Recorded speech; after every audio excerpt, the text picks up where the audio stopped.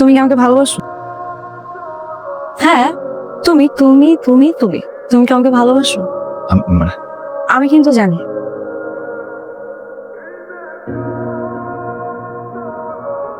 কি ভুল দেখেছি? যে মানুষটা আমাকে এভাবে ফিল করে, আমার ছবি মানিব্যাগের মধ্যে রেখে দেয়, সেই মানুষটাকে না ভালোবেসে থাকা যায়? আরে তুমি এবার ঘামছো কেন? না একটু নার্ভাস। আপনাকে না আসলে তুমি বলাটাই আমার উচিত হয়নি। আপনি একটা আপনি আপনি এভাবে ঘামতে থাকেন, এবার ঘামতে ঘামতে সারাটা জীবন পার করে দেন। শোন, আমি কিন্তু পাত্রীপক্ষকে তোর বয়সটা কমাই বলছি। তোর বয়স যে একটু বেশি, এটা কিন্তু ভুলেও বলবি না। বয়স কি লুকানো যায় মা? আমার তো দেখেই বোঝা যায় যে আমার বয়স একটু বেশি। সেটা আমি বুঝবো। কত মেয়ে দেখলাম, শুধু তোর বয়সের জন্য বিয়ে হয় না। আমি তো একজন পাত্র দায়গ্রস্ত মাতা। আমার তারপর আমি মিথ্যে বলতে পারবো না। কেউ আমাকে কিছু জিজ্ঞেস করলে আমার মুখ থেকে সত্যিটাই বের হয়ে যাবে। নিজের ভালোর জন্য একটু মিথ্যা কথা বললে কিছু হয় না। আচ্ছা ঠিক আছে, আমি তাহলে কিছুই বলবো না, আমি চুপ থাকবো। ওয়ালাইকুম আসসালাম ভাই সাহেব, ভালো আছেন তো? ভালো আছেন নেছেন। এদিকে আসো, তোমার বাবা যে বললো পাত্রের বয়স সামান্য একটু বেশি, আর এতে মধ্য বয়স্কটা লোক, আমি শিওর আমার থেকে কয়েক বছর বড় হবে।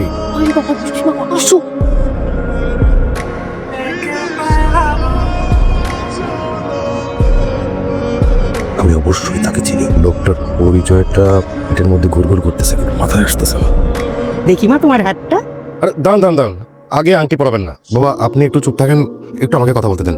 আচ্ছা, আপনি কি হাসানুজ্জামান বিপু ভাই? জি। আচ্ছা, আপনি কি ময়াজুদ্দিন স্কুলের স্টুডেন্ট ছিলেন তাই না? বিপু ভাই, আমি তো আপনারা চিনতে পারছি। আপনি ময়াজুদ্দিন স্কুলে যখন মেট্রিক পরীক্ষা দিচ্ছেন তখন আমি ক্লাস 5-এ পড়তাম। আপনি খুব মেধাবী ছাত্র ছিলেন, আপনি তো স্ট্যান্ড করছিলেন। জি জি। তাই না? 94-তে। কিন্তু বিপু ভাই, আপনি আমার সিনিয়র হয়ে আমার বইয়ের ছোট বোন মানে আমার শালিকাকে বিয়ে করতে আসছেন। বাবা, আপনি না বললেন যে পাত্রের বয়স সামান্য একটু বেশি? আমারই বয়স 40, আর বিপু ভাই তো আমার থেকে 5-6 বছরের বড়। তাহলে বিপু ভাইয়ের বয়স কত আপনি বলেন? না না বাবা, আসলে হয়েছে কি, আমার চল, আসলে মিথ্যা বুঝতে বিয়ে করাটা ঠিক হবে না। আমার তো আসলে বয়স একটু বেশি। চাচা আসি।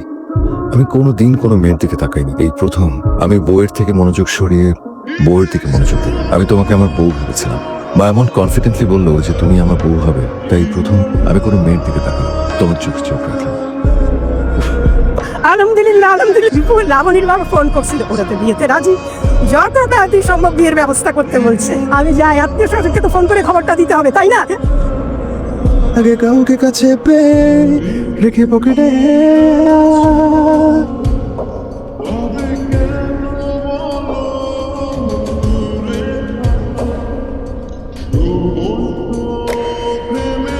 ভাই, ইয়ার একটা ওয়াইফ পাইছেন, নিজেও একটু ইয়ার হওয়ার চেষ্টা করে। বয়স কোনো ব্যাপার না, আসেন। সুন্দর। আমি আপনার জন্য অপেক্ষা করছিলাম। আপনি কি কিছু কথা বলা যাচ্ছেন? জি বলুন। আমি আপনার থেকে বয়স অনেক ছোট হবো, সেটা আপনিও জানেন আমিও জানি, তো আমাকে তুমি করেই বলবেন। তাহলে বলি, আপনার মনের মধ্যে নিশ্চয়ই বড় একটা কোশ্চেন আছে। আপনার এবং আপনার ভাইয়ের বিয়ে নিয়ে লুকোচুরি জানার পরে আমার ফ্যামিলি কেন আপনার সাথে বিয়ে দিয়েছে? আসলে আমার ফ্যামিলির কেউই চায়নি আপনার সাথে বিয়ে দিতে, শুধু একজন ছাড়া, সেটা হচ্ছে আমি। আমি নিজের ইচ্ছাতেই আপনাকে বিয়ে করেছি। কেন জানেন?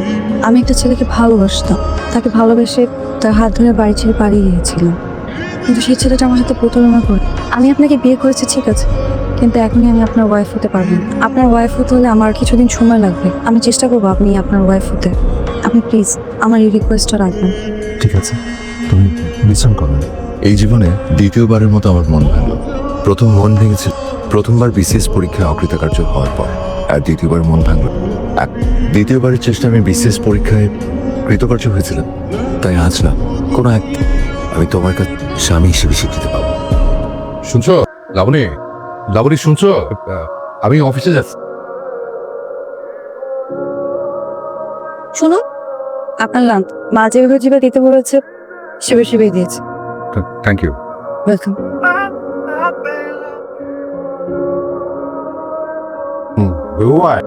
অসাধারণ অসাধারণ, মানে ভাবির হাতে রান্নার কথা বলছি, অসাধারণ। বিপু ভাই, আপনি কিন্তু খুব লাকি। যেমন সুন্দর বউ পেয়েছেন, তেমন তার হাতের রান্না। এসন পড়াই দিক, ফুলের যেন ফুল। কি ব্যাপার, দাঁড়িয়ে আছেন কেন? আসেন। শোনো, বলুন, না কিছু হয়েছে আপনার? খামছেন কেন? যাও, আসছি। জীবনের প্রথম কারোর জন্য গোলাপ কিনলাম, অথচ দেওয়া হলো না। আবার নীরব ভালোবাসা নীরবেই থেকে গেল, আড়ালে। আপনাকে একটা বিষয় বলার ছিল। কাল আপাদুল্লাভাই আসবে আমাদের বাসায়। আমাদের দুজনের মধ্যে যে দূরত্বটা আছে আমি চাই না সেটা আপাদুল্লাভাই বুঝুক। আচ্ছা। প্লিজ একটু অভিনয় করে হলেও বিষয়টা চালিয়ে যাবে। আচ্ছা, তুমি কখনোই আমার মন পড়তে পারো না। আমি ভালোবেসে হয়তো কাজটা করতে পারতাম। আসসালামু আলাইকুম ভাইয়া। আপা, আসসালামু আলাইকুম। আসেন আসেন, ভিতরে আসেন। আরে আমি দিচ্ছি তো। হ্যাঁ, তুমি বসো না, কিন্তু তোমার গল্প করার দিন। আমি বসো বসো। এই প্রথম তোমার হাসি দেখলাম, কি সুন্দর হাসি। হয়তো এভাবে হাসতে হাসতে একদিন আমার সাথে গল্পের আসর জমাবে। খুব ভালো সময় কাটলো আমাদের, তো ভালো লেগেছে, এত খুশি হয়েছে। আবার আসবেন আপা। ঠিক আছে। বুঝলাম। অথচ ও বুঝলো যেটা আমার অভিনয় ছিল না, সব ছিল আমার ইমোশন। বিভু ভাই, মূল সমস্যাটা হচ্ছে আপনার এই মুরব্বি ভাব। আমি শিওর আমি আপনাকে আপনি বলে ডাকি, তুমি বলে ডাকার কোনো আগ্রহই পায় না। প্লিজ ভাই, এই মুরব্বি ভাবটা বাদ দেন। বয়স একটা সংখ্যা মাত্র। আসলে বয়স কোনো ব্যাপারই না। ভাবি ইয়াং একটা মানুষ, তার মনের সাথে আপনার মনটা মিলতে হবে না? ভাবিকে একটু বোঝার চেষ্টা করেন, দেখবেন সব। কোথায় যাচ্ছেন? নাস্তা করেন। আপনি বাসার মধ্যে মাস্ক পরে আছেন কেন? কথা বলছেন না কেন? মাস্ক খুলে নাস্তাটা করেন। পরে করতেছি না, তুমি কেন? অসুবিধা নেই। এখনই নাস্তা করেন, আমার সামনে নাস্তা করবেন। আসলে এখন খাবো না, তুমি খাও না, খাও। মাস্ক খুলেন, নাস্তা করেন। দেখো প্লিজ, আমাকে আমাকে বাধ্য করো না তুমি। আশ্চর্য, মাস্ক খুলে আপনি গোস কেড়ে ফেলছেন। দেখি হাতে নামান না, দেখি।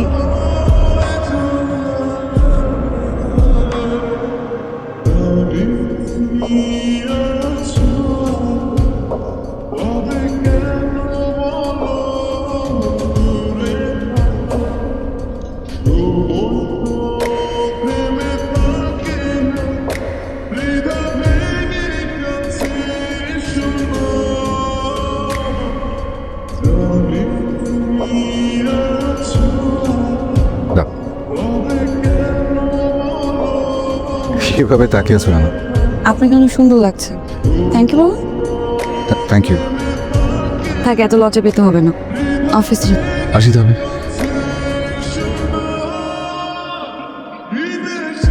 তুমি আরে নক না করেই ঢুকে গেলে। আমাকে এখন পারমিশন নিয়ে আসতে হবে। না মানে আসলে ওই ঘরে কখন কিভাবে থাকি যে লুঙ্গি পড়া। লুঙ্গি পরা তো ভালো, খারাপ তো কিছু না। আচ্ছা, যে কথাটা বলার জন্য এখানে এসেছি সেটা বলি। তুমি কি আমাকে ভালোবাসো? হ্যাঁ, তুমি তুমি তুমি তুমি তুমি কি আমাকে ভালোবাসো? মানে আমি কিন্তু জানি।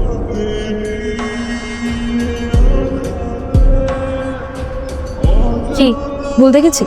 যে মানুষটা আমাকে এভাবে ফিল করে, আমার ছবি মানিব্যাগের মধ্যে রেখে দেয়, সেই মানুষটাকে না ভালোবেসে থাকা যায়? আরে তুমি এবার ঘামছো কেন? না একটু নার্ভাস। আপনাকে না আসলে তুমি বলাটাই আমার উচিত হয়নি। আপনি আপনি এভাবে ঘামতে থাকেন, এবার ঘামতে ঘামতে সারাটা জীবন পার করে দেন। লাবণী, লাবণী। কি বলবেন? না মানে আমার ওই যে মাথার বালিশটা খুঁজে পাচ্ছি না, তুমি কি দেখেছো? বালিশ আমার কাছে, ভেতরে আসেন নিয়ে যান।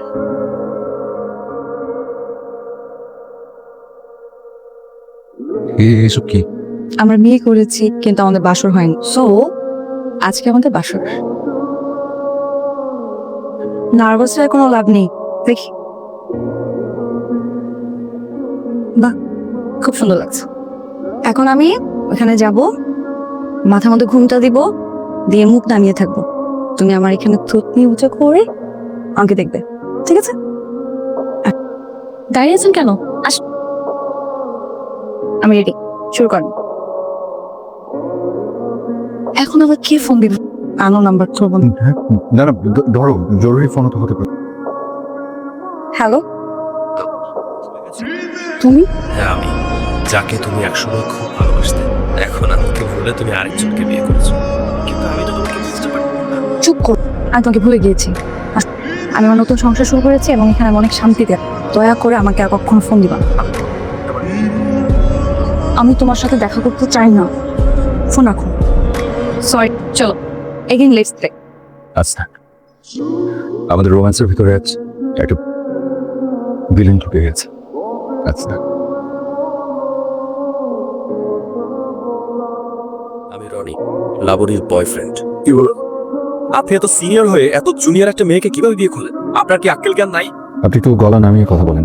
গলা নামিয়ে বলতেছে আপনি লাবণীকে ডিভোর্স দিবেন? জি। হ্যাঁ, ডিভোর্স দিবেন। লাবণী কাল আমার সাথে দেখা করতে আসতেছে, আমি ওকে ঠিকই ম্যানেজ করে ফেলবো।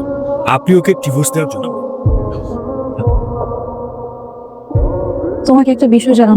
আমি জানি তুমি কি বলতে চাও। তুমি কালকে তোমার বয়ফ্রেন্ডের সাথে দেখা করতে চাও। তুমি কি করে জানলে? জানি। চল তো জানোই।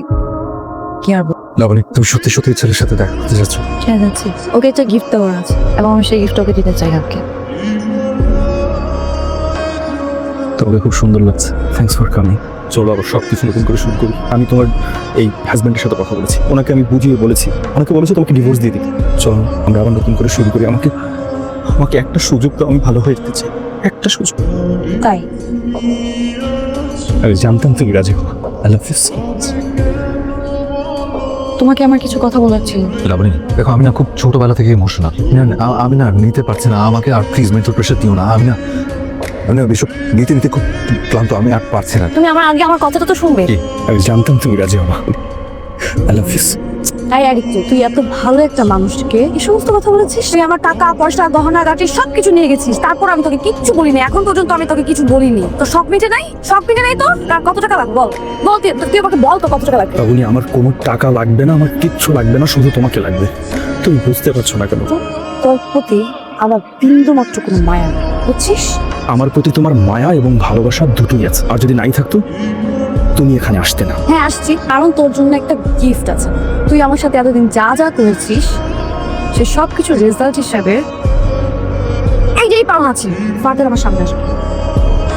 তোমার চোখের সামনে আসবে এবং তোমার হাজবেন্ডের চোখের সামনে থেকে তোমাকে আমি তুলেও নিয়ে আসবো, কারণ তুমি আমার। আমি দেখতে চাই তুই কিভাবে আমার হাজবেন্ডের সামনে থেকে আমাকে আনিস। আমি তোমাকে কথা দিলাম, আমি তুলে নিয়ে আসবো কবে? এই ফ্রাইডে, নেক্সট ফ্রাইডে। ব্যাপারটা এখন ক্লিয়ার? এখন মানে কি হবে? জানি না কি হবে। তোমার বউকে একজন বখাটে এসে তুলে নিয়ে যেতে চাচ্ছে। আমিও দেখতে চাই তুমি কি করো। আমি আমি কি করবো? তোমার কিছু করার নেই? সরি, আমি তো আবার ভুলে গিয়েছিলাম আমার হাজবেন্ড একজন old man.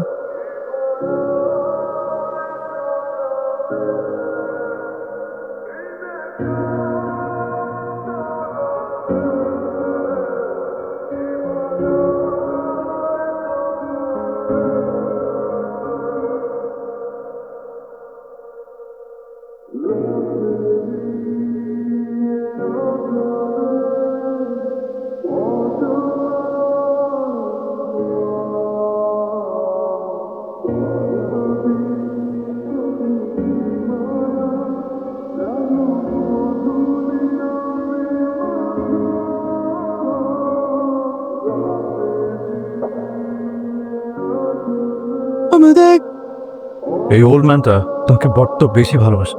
I am sorry, আর কখনো ওল্ড ম্যান বলবো না। বয়স শুধু সংখ্যা মাত্র, বয়স আসলে কোনো বড় ব্যাপার না।